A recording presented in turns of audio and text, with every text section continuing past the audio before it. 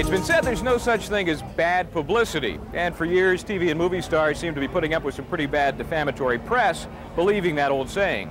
That was until a few years ago when Carol Burnett took a stand against the National Enquirer.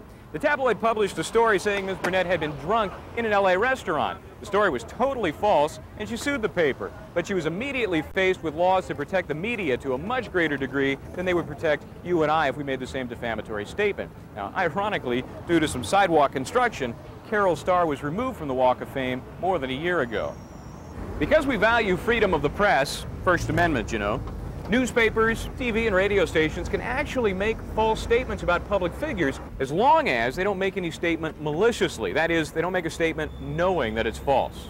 So in the Carol Burnett case, the comedian had to prove not only that the Enquirer told lies about her, but that they knew the story about her being drunk was totally false. If the paper had simply made a mistake, then they could have gotten off the hook. But Burnett, in the first case of its kind, took the tabloid for a huge verdict because the magazine knew that she wasn't drunk when they wrote the story.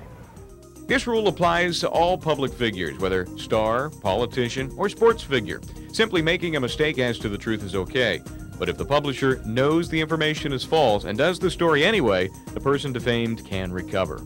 The idea is that journalists need to be able to get out the news, and they can't confirm every detail. But as you can see, there is some limit to that protection.